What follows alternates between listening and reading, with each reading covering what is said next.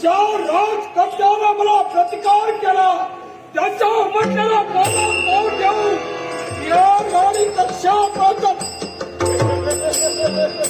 और हिरण्याक्ष पावलावर पाऊल घेऊन या महालाच्या ठिकाणी तुझं आत बनवलं का म्हणून पुन्हा शैत आला तुला काय वाटलं काय ते मी तुझ्याशी संघर्ष करू कोणता घोळात गेलो असेल तुझी भ्रामक कल्पना आहे ज्यानं मला दिवसण्याचं कार्य केलं ज्याला काल मी सर्पाच्या शेपडीवर पाय ठेवला त्याचा मी शेवट केल्याशिवाय राहणार नाही आणि म्हणून तुझा शोध घेत तुझ्या राज्यामध्ये या राणी कक्षापर्यंत मी आलो आहे.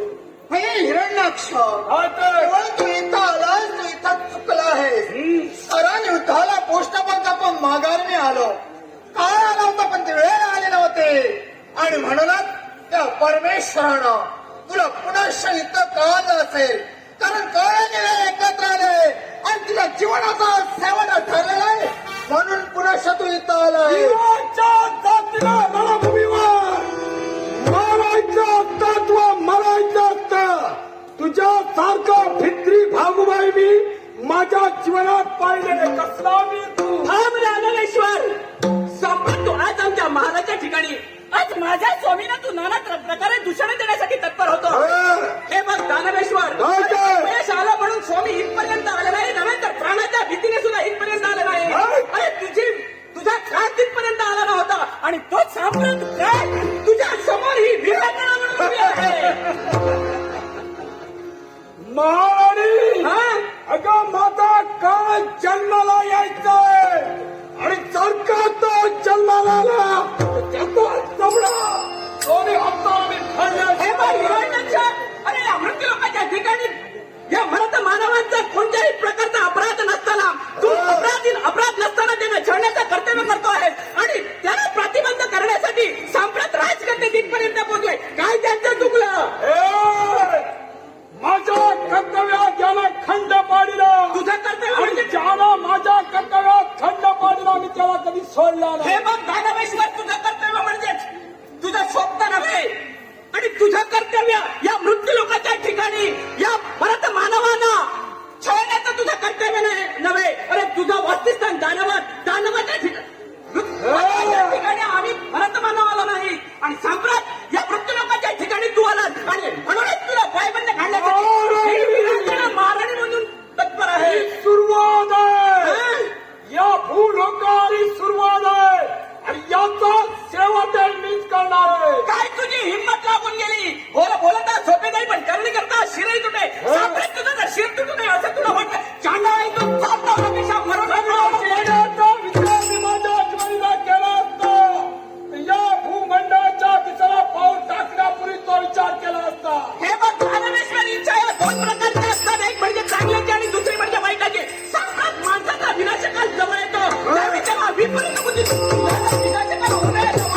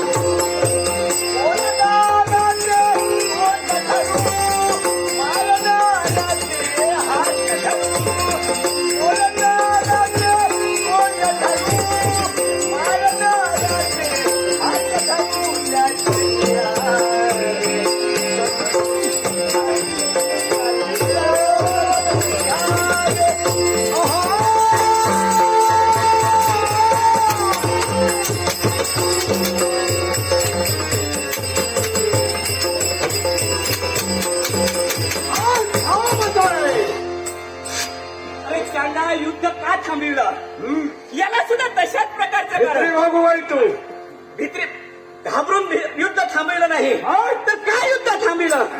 अरे त्यांना एका दानवाचा घात एका मरत मानव स्त्रीकडून होऊ नये आणि म्हणून युद्ध थांबविलं. जाऊ दो. एक लक्षात ठेव, मला ज्या ठिकाणी तुला संभ्रम निर्माण झाला असेल, एका स्त्रीच्या हाती मी शस्त्र दिलंय. शस्त्र का दिलं माहितीये का? अरे वृद्ध लोकांच्या ठिकाणी स्त्रिया या कित्येक पराक्रमी असतात हे प्रत्येकाला आणि तुम्हाला देखील समजलं पाहिजे. म्हणूनच तिच्या हाती मी शस्त्र दिलंय आणि म्हणूनच तुम्हाला जीवनात संदेश आहे. तुम्हाला सुचलाय तो आत्मघाताचा मार्ग, तो हा निर्माण आहे. सुचला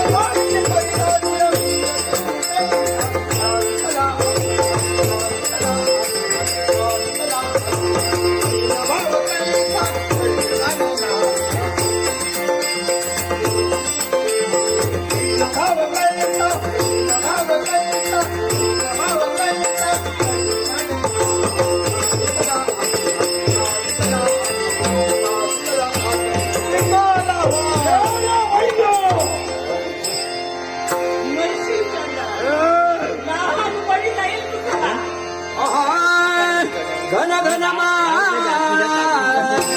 नदी घन घन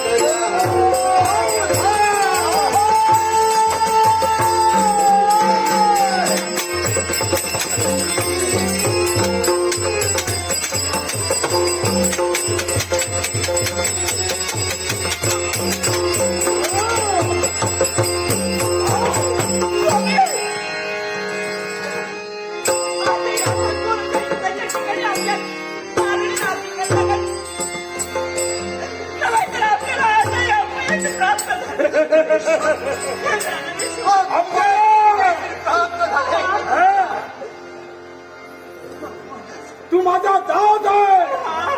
हे सारं सर्वस्व मी जिंकलंय. या साऱ्या सर्वस्वावर माझा अधिकार आहे. तुमच्या देहावर माझा अधिकार आहे. तू आमचा दाद आहे. तू माझा नोकर आहे. हे वस्त्रभूषण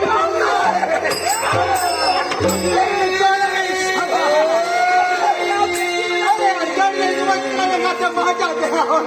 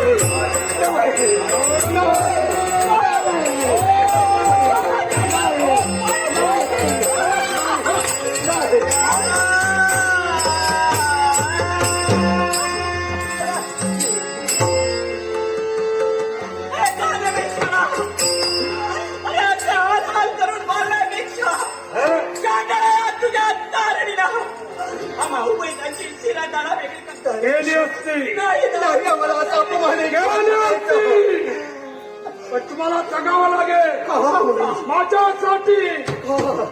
सुख काय असतं आणि दुःखाचा भाव कसा माणसाला घ्यावा, दुःखात कसं बसलावं हे मी तुम्हाला पटवून देणार आहे. आणि त्याच्यासाठी तुमचं जगणं असेल ते कोणतं असलं न अन्न न पाणी उत्तर